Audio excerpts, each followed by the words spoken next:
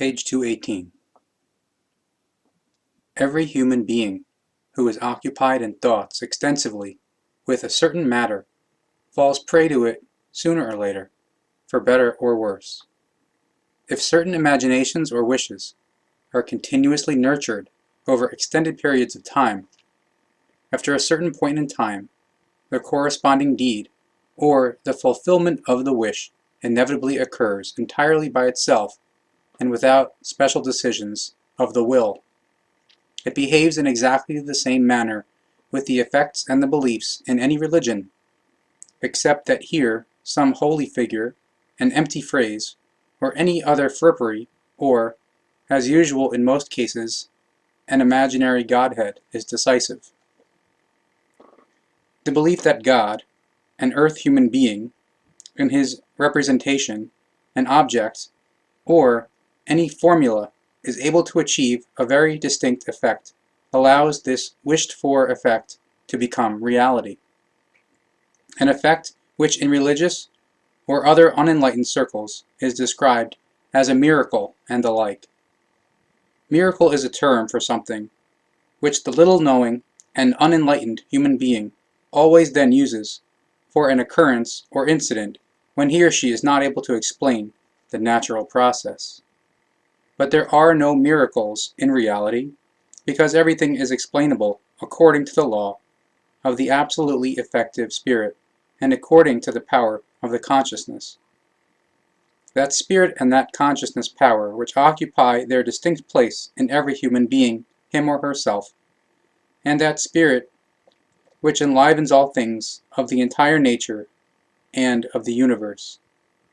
A fact which is unfortunately unknown to the majority of the human beings, which, on the other hand, however, is suppressed by the most diverse religions, knowingly or unknowingly, whereby the former is probably more likely to be the case. This is because all those human beings need no religious direction and none of their beliefs anymore, who, through their own consciousness-based cognition, that alone the human, natural and creational spirit in the human being is able to completely master and to direct everything, allows them to recognize good and evil, and makes them self-thinking and self-acting human beings. The actual decisions and deeds of every human being are only partly based on entirely conscious considerations, because the greatest part originates from that area which is withdrawn from the immediate influence of the will, the subconsciousness, as well as the small brain and the unconscious, whatever one wants to call all of this. In the subconsciousness, in the most hidden and inextricable depths of the brain, all doings and omissions are prepared, which to a large extent determine the life course and the life destiny of the individual human being. Despite this, however, nothing would be more misguided than the opinion that the human being, him or herself, would have no influence on the whole course and the sequence of his or her life. It would be false to think that the human being is merely an inactive spectator of his or her own destiny, driven only by all the dark or luminous powers and currents to which the individual is at the mercy of, on the basis of their heredity, upbringing, and environment. Because exactly here, the personal thought power and the personal life attitude of every individual human being step into action. Exactly here, this circumstance is useful to every human being, that precisely through this hidden source of his or her decisions, deeds, actions, and wishes, the subconscious can be formed tremendously much by him or herself through the absolute conscious thinking. What the human being carries around with him or herself in imaginings, thoughts, wishes, ideas, and fantasies, etc., what he or she continuously cultivates in thoughts, sinks down very deeply into their subconsciousness and forms their life, their mode of thinking, their personality, and their destiny. Here lies the handle for the shaping and fulfilling of the life and of the inner nature of the human being. The human being, in his or her character, his or her deeds, actions, and wishes, represents exactly the product of what and how he or she thinks. He or she therefore embodies, in every respect, his or her consciousness attitude, its powers, cognitions, and its will. The cross-section of the world of thought, that is absolutely certain, embodies exactly the cross-section of the course of life. What a human being thinks, namely, that will occur sooner or later, because every thought is an unborn action, a nascent deed or effect. The more often a thought is cherished and the more intensively it is nourished, the more strongly it swells up and pushes uninhibitedly into the realization. Just as how a seed, through the constant moistening, swells, germinates, takes root, grows, and then develops into an ear of corn. No human being is able to act completely freely in the given moment, insofar as his or her guidelines of his or her world of thought and world of imagination decide, from the outset, on the kind and the character of his or her doings and deeds. What the human being has carried around with him or herself long enough in thoughts, entirely unconsciously triggers in them their real direction of consciousness and spirit, which, like a perfect automatic mechanism, unfolds and brings into effect the corresponding decisions and actions according to their inner nature. Consequently, therefore, it is not of great significance for the course and success of the life what efforts are made in the given case in order to solve presented tasks or to achieve objectives which have been once set. Rather, it is of very great importance with which mental basic attitude the life and a task or an objective to be achieved are approached. Every consciousness attitude and life attitude brings forth a very distinct starting point for the character, action, and philosophy life. This alone decides whether the human being as an individual finds the right start, respectively, whether he or she begins a work with certainty or uncertainty. Habits, tendencies, and distinct actions are the developments of corresponding thoughts, which in the course of the time eventually gain such a might over the human being that they change his or her whole character and with Gewaltsamkeit imprint their stamp on him or her. The inconspicuous thoughts, wishes, and fantasies, nourished continuously and daily, become all dominating demons, or tremendously useful powers when they are nourished and cherished in the lines of the very badly out of control of the good human nature, negative, or the valueful, positive. One can, however, destroy all powers of the negative and positive again if one withdraws the power of the life from them, namely the thoughts and imaginings from which they have been created and nourished. Thoughts form every individual life. This can be tested attentively by every human being, him or herself, and everyone will find this fact confirmed. As rich as a life was of good, forward-pointing, and life-correct thoughts, as great and life-correct were the successes. As much nonsense, faint-heartedness, pusillanimousness, and life-incorrectness it contained, as rich it was in disappointments, deprivations, and suffering, etc. Only strong, broad-minded, and courageous thinking leads the life upwards, whereas weak, narrow-minded, and faint-hearted thinking oppresses, breaks, and ultimately destroys everything. So, fundamentally, every individual human being, indeed, even every family and every people, have to live exactly the destiny and the life which they prepare for themselves in thoughts. Pity would be fully out of place here, because every individual human being, every family and every people could help themselves, if they only wanted it. And with this, the wanting is meant literally, because if a human being does not make an effort for the building up of a will, because it is too strenuous for him or her, then it is said with justification that it is only because he or she simply does not want to. How appropriate the ancient words of a great wisdom can be inserted here. Quote, "The smith of the destiny is the human being, him or herself." Only that human being does not remain lying halfway in the life who is carried high up by the tremendous momentum of his or her mighty thoughts. Who, however, prefers to concern themselves with depressing and pusillanimous thoughts, ruminates over experienced defeats and disappointments, and does not free themselves from them, will achieve no or only little success, even with all efforts. From the narrowness of egotistic thinking, pusillanimous views, and self-satisfying assessment, absolutely no viable philosophy and thus no positive life direction and life formation can arise. Those who cannot free themselves from the thoughts of a suffered terrible thing, a defeat, or a failure, will have these terrible things, defeats, and failures repeatedly and ever again and again befall them.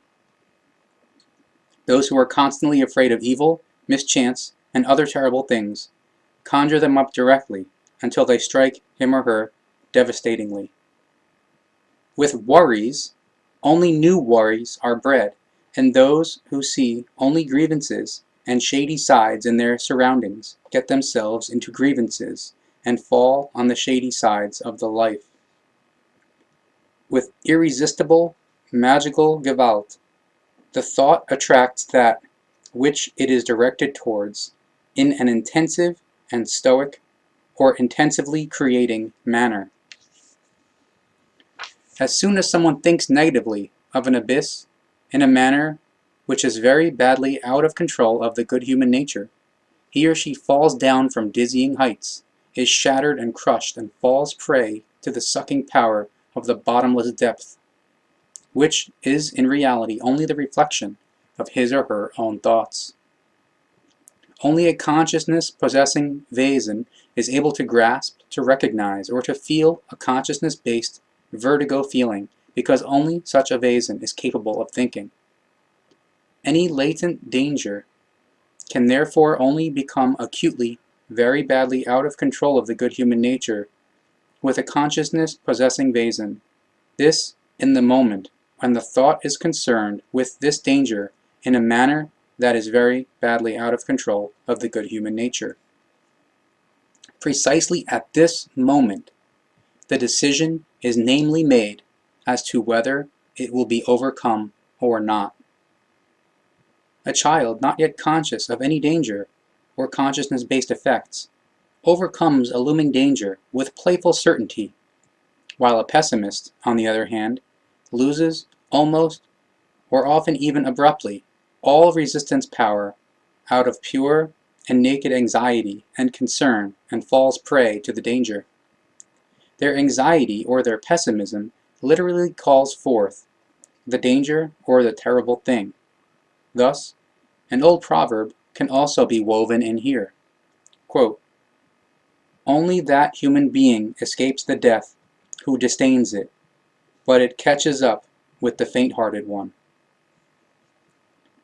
An angstful human being and a consciousness-based failure will never master the life, because anxiety, pusillanimousness, faint-heartedness, disinterest, and indolence in the long run destroy, with absolute and gruesome Gewalt, in every security and every will for the positive life. The inner security, basic prerequisite for the good formation and utilization of the consciousness and the life. Life anxiety, depressions, life insecurity, and many other things of the same character are the consequence of lost life and spiritual orientation. When the consciousness-based life of the human being is no longer directed towards a distinct guideline, it loses the foundation of its conscious existence. No personality and no character grows by themselves. They form themselves, grow and unfold according to very distinct leading thoughts. To possess a character means nothing other than to live precisely according to the consciousness-based guideline, its evolution and advancement, to hold fast to it, and to advocate it. Depending on the consciousness state and its evolution, the character of the individual human being is shaped. So, therefore, it lies in the power and in the discretion of each individual human being, him or herself, as to how his or her character forms or gets very badly out of control of the good human nature. As long as the human being still possesses this tremendous gift, for so long he or she is also still able to represent their own firm standpoint in the world or in their surroundings. Only through this can he or she form a clear worldview and be a real human being. What the human being loves, into that he or she will be changed. When an idea takes possession of a human being, then it changes his or her entire inner nature and his or her life, a result of the consciousness-based influence. Personalities and characters, creational achievements, disinterest, pessimism, and the resulting terrible things of all kinds represent only forms of effect and manifestations of the leading human thought world. Consequently, it must be at all times dignified, therefore controlled, and through intensive perpetual training, to be continually held at the state of the highest possible and constantly expanding consciousness-based cognition. This is, however, only possible through the willingness to break the shackles of the normal, to burst out of the narrowness of the individual ego, and to rise up into the vastness of the cognition. A tremendous task, which in itself is not only an urgent matter for every individual human being, but which is incumbent upon the entire humankind. Certainly, in the eyes of the so-called normal or average human beings, a thinker is regarded as a do-gooder, as unworldly, and far from reality.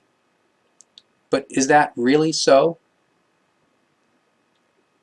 Is it but not more likely so that precisely these thinkers are real human beings, or try to be such, because they give thought to the life and the consciousness state of the human beings, from which then results that their cognitions appear so tremendously far-reaching and so uncomprehensible that they can neither be comprehended nor understood by the average human beings.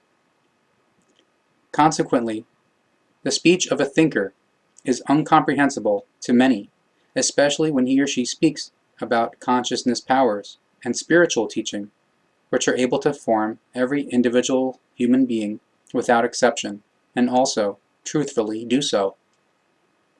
It is also the fact of the unintellect of the human being that then also lets the uncomprehending one doubt and labels the one rich in cognitions as fantasists, false prophets, know-it-alls, and nutcases, etc. Only for this reason is it also possible that innumerable human beings have lost their life direction, their will to fight for the existence, and their whole purpose in life. These uncomprehending ones rather believe in any religions, formulas, cults, magic spells, and other delusion or irrational beliefs, through which they inevitably fall victim to a catastrophic irrational teaching which throws them into the deepest abyss of the self-destruction.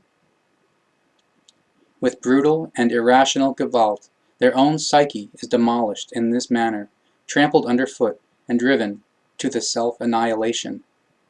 Every life direction dwindles away, and every purpose in life is destroyed. Likewise, the consciousness-based activity disappears and gives place to a destructive consciousness emptiness, disinterest, and deterioration. All interests simply dissolve into nothing, and the entire life becomes hollow and empty. Then it is already so far that the physician and the psychiatrist must come into function, however unsuccessfully, as it soon turns out. So everything becomes even much worse. Illnesses of all kinds take possession of the human being, who has thus brought him or herself to the way of the self-destruction. Horrible depressions, nervous breakdowns, organ cramping, heart cramps, convulsions, and other manic symptoms drive him or her to the insanity and suicide. In the process, however, the human being does not consider that everything is indeed only their own fault, because he or she has failed in him or herself, in their own consciousness, in their own security, and in their own self-confidence, ability, and volition. From the psychosomatic illnesses evoked by the consciousness-based disinterest, which expands frighteningly quickly and strongly to the entire nervous system, many other psychical illnesses soon result, which are often associated with great pains. So it is absolutely possible that a human being thereby digs his or her own early grave, if he or she does not early on put an end to their life themselves, inglorious and miserable. This in unknowledge of the fact that even the deepest psychic defeat implies an absolute laughableness against the unmeasurable greatness of the human consciousness. No thinking human being can fall psychically so deeply that he or she cannot be helped anymore, that he or she could not lead a normal life, healthy and joyous life again, if he or she is really willing to lead this life. In this regard, however, psychically ill ones of this kind in many cases claim that they indeed want to become healthy, but that they are not able to achieve it. This is, however, in reality not so, because in themselves they are only too lazy in a thought-based manner to take on the enormous work and to build up a will, which a recovery simply requires. That is to say, the psychically ill human being must build up a will in order to achieve the recovery through this will. If he or she resolves his or her laziness and reduces his or her seeking pity on themselves from others, the recovery will only be a question of time.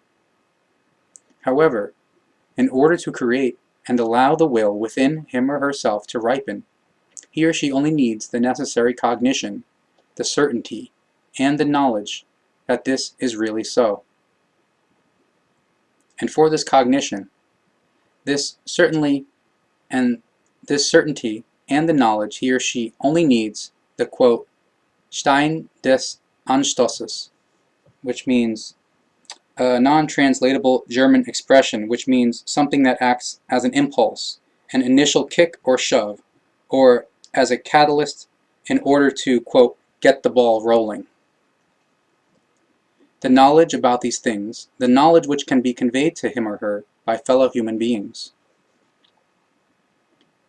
Since the human being, however, by his or her nature likes to cling to religions, irrational teachings, and other false things, and thereby maliciously frowns upon the truth, he or she does not make use of the teaching of the cognition, the certainty, and the knowledge, but rather pushes it out of reach, as unacceptable, for which he or she also has to bear the damage.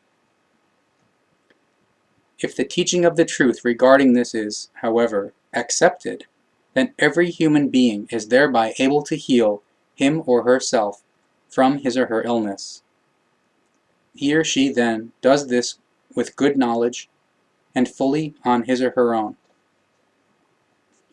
He or she forms his or her life completely anew and better than ever before, because now they know with absolute certainty that they themselves determine their life, their way of life, their entire character, every low and high, and their entire destiny. And this cognition is of lasting value and undestroyable for all future times. To this, Tolstoy said, quote, "The human being lives from the spirit and not from the body." When he or she knows this, and their life lies not in the body, but rather in the spirit, then you can lock them in chains behind iron bars.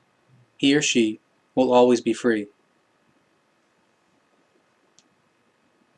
No human being is forced to believe these explanations, because every human being is responsible for themselves and their consciousness advancement and their physical health.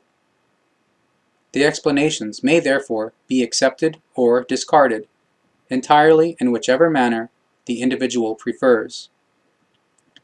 For the negating one, however, they will nevertheless, and despite their critical refusing mentality, have the thorn of the impulse and the germinating cognition bore into their thought world, through which he or she, wanted or unwanted, is still stimulated in the sense of the explanations. The affirming one, however, will attain consolation, healing and power, gather knowledge and wisdom, become a human being, and learn to understand the spirit and the life. But the teaching should not only bring healing of innumerable terrible things, but also life success and spiritual cognitions and consciousness-based progress. It is thereby not claimed that everything which one can know about the truth is said. Only a few things are laid down which have been learned about the truth over a time period of millions of years, up to and including the present life. Without ill will towards anyone, the teaching is intended for all those who need it and are able to gain power and cognitions from it. It is intended for the suffering humankind of the earth, which lives in unknowledge as to why it actually suffers, and why it lacks the happiness, the love, the knowledge, the wisdom, and the truth. The fleshy body represents only a housing which, during an earthly life, serves as a dwelling place for the spirit. Through this spirit, the thinking is first made possible, indeed, even the life itself.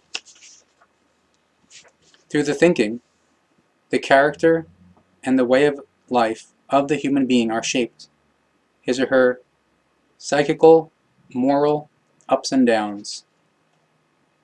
And it is only through the thinking that those powers are released and leave the effect which is able to influence the entire human being, the powers of the thinking and the powers of the consciousness. Only the power of the thinking forms the good or evil. Through a corresponding mode of thinking, a will forms, strengthens, and builds up in the human being.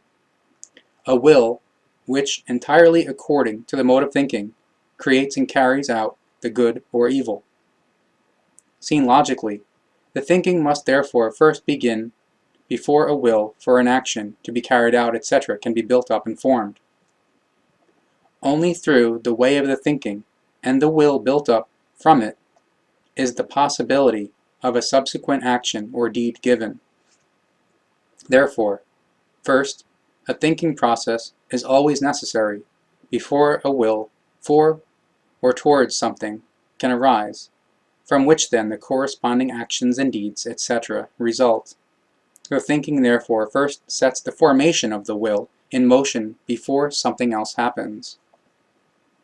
It is fully nonsense when it is claimed that the will first sets the thinking into activity, which unfortunately is still claimed today by very many and well-known book writers, psychiatrists, psychologists, philosophers, and scientists. The thinking therefore sets the will in motion, which is built up through the thinking process. Then the will carries out what has been given to it by the thoughts. This means that the will represents a thought creation, formed according to the kind of the thoughts, therefore positive or negative. If this were not so, then the human being would be an arbitrary being without hope of rescue, who acts arbitrarily without censorship. The power which the thinking uses as an impetus does not stem from the human being, him or herself. It flows into the spirit, from the unmeasurable expanses of space, the universe. It comes from the tremendous energy richness of the Ur-life and the creation which are responsible for the life of the entire universe. This undefinable and mysterious Ur-life embodies the actual breath of life, which universally enlivens all and everything. The Ur-life, however, also embodies that secret which indeed a human being will never be able to fathom, the Ur-creation itself. It would, however, be false, arrogant, and unresponsible to call this Ur-creation, or the creation, God, for neither the Ur-creation nor the creation are God or anything similar. The word God is only an ancient term of an equally ancient language, of a foreign people, a foreign, extraterrestrial human race, who were the actual ancestors of a part of the Earth human beings.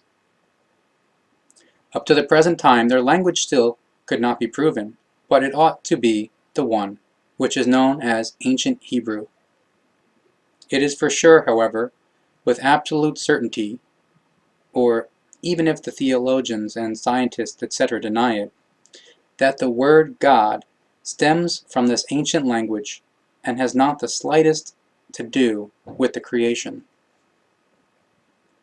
The expression God was from time immemorial used as a designation for human beings who, on account of their consciousness-based powers and their abilities resulting from them, were able to master and accomplish things which were denied to kings and emperors. In most cases, these God-human beings were great scientists. Because of their abilities, these human beings were consequently called gods or goddesses, which meant nothing other than, quote, standing above the kings and emperors, or in a consciousness-based sense. The exact translation of the designation God into the German language is King of Wisdom. Standing higher in esteem and honor than the rulers of the land themselves, those who were called gods were consulted by the rulers of the peoples themselves, and as well were revered by the people as human beings with tremendous knowledge and ability. Catastrophes, megalomania, mishappening, and wars, etc., as well as slow degeneration, however, have in the course of the thousands of years also taken their toll on these gods. Consequently, they slowly died out or developed into tyrants. With time, they only still exist in the memories of a few human beings, while some other of these gods fled and began to tyrannize different worlds. Memories of the tyrannical rule of the gods were to blame for the fact that the ones called God lived on in myths and legends and began to influence the earth human beings. Some resourceful leaders of people let their godliness get very badly out of control of the good human nature and called themselves the creation itself. Through tyranny and barbarism, they forced the human beings to be subservient to them and to worship them. But it happened that sub-leaders of these gods likewise wanted to exercise their might, and therefore, in the name of the respective god, raised themselves as leaders above the human race, above a human race. If their respective gods themselves were not already tyrannical and domineering, then the leaders of the human race most certainly were. As domineering leaders over great masses of peoples, they took up the old legends and myths in which the gods lived on, and developed them into an irrational teaching of a single and all-dominating God. As rather clever and resourceful leaders, they formed formulas, laws, recommendations, and prohibitions from this, and attributed them to the gods. And, already, their religion was born. This in turn gave rise to a single God who is made responsible for all creation and all happenings, and who should embody the love and salvation. The only thing still missing was therefore the embodying and naming of the evil. For this, a few resourceful heads seized on the history of the old Celts, or Celts, who, in ancient times, worshipped a superhuman, one of those called God, as the god of the hunt. because he used his tremendous consciousness powers for the benefit of the people for hunting. Ancient traditions, etc., demonstrate that this god, who had 2 horn-like outgrowths on his skull, had been called Toibel. After his death, his position was further personified by a Celt who, in a change of name, was named Tybal, and who, as a symbolization of the one called god, carried an animal skull on his head, thus imitating the superhuman with his horn outgrowths. In the course of the hundreds and thousands of years, the name Toibel changed innumerable times until the name Teufel arose from it. Note, Teufel is the German word for devil. A name that was taken up by the still young religions, and in memory of the honored one, who was called God, was introduced as an evil counterpart to the unhorned god of the alleged goodness, and love as a second god. Good and evil were thus created, heaven and hell. It was then easy for some charlatans, instigators of the people, and might-greedy ones, with a talent for fantasy, to invent fables and stories which found approval amongst the subjugated people as holy words and fundamental religious guidelines. So the wheel of the religious annihilation started rolling, rolled over countries and continents, pressing everything under its runners of the religion, but dragging death and ruin along close behind itself. Vast amounts of fanatical, despairing, innocent, vengeful, and unknowing blood have soaked the earth ever since, through religious wars and religious hatred, up into the present time. And to this day, there is no end to this incalculable, terrible thing.